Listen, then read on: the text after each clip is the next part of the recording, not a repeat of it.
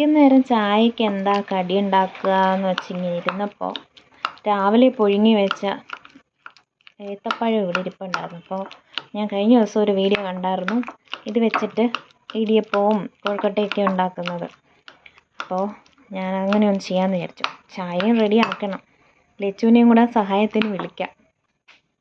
ലച്ചു വന്നേ, ഇതിങ്ങനെ ഉടച്ചു തരാമോ അമ്മയ്ക്ക്? കട്ടയായിട്ട് നിന്ന് പണിയുന്നുണ്ട്. താഴെ കളയാതെ ചെയ്യണം കേട്ടോ. എത്തുവോ?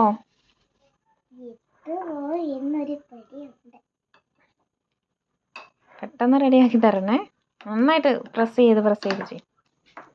ലച്ചുവിനെ ഏൽപ്പിച്ച ജോലി ഏകദേശം ഒരു പരുവാക്കിയിട്ടുണ്ട്. ഇങ്ങനെ അടിക്കാതെ കുറച്ചുകൂടെ ബലത്തെ പിടിച്ച് ചെയ്യും. ഓക്കെ, അത് മതി.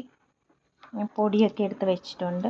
ഇനി ഇതൊക്കെ ഒന്ന് മിക്സ് ചെയ്ത് റെഡിയാക്കിയിട്ട് ഞാൻ മാവ് കുഴച്ച് സെറ്റാക്കി വെച്ചത്. ഞാൻ കൊഴുക്കട്ട ഉണ്ടാക്കാമെന്നാണ് വിചാരിക്കുന്നത്. അപ്പോൾ അതിനുള്ളിൽ ഫില്ലിങ്സിനുള്ള തേങ്ങയും പഞ്ചസാരയൊക്കെ ഇങ്ങനെ ലച്ചുവിൻ്റെ മിക്സ് ചെയ്യാൻ കൊടുത്തു. ലച്ചു വായൊന്ന് തുറന്നേ.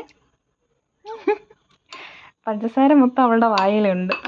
നമ്മളെല്ലാം ബോൾസാക്കി വെച്ചിട്ടുണ്ട്. അങ്ങനെ നമ്മുടെ പഴം കൊഴുക്കട്ട റെഡി ആയിട്ടുണ്ട്.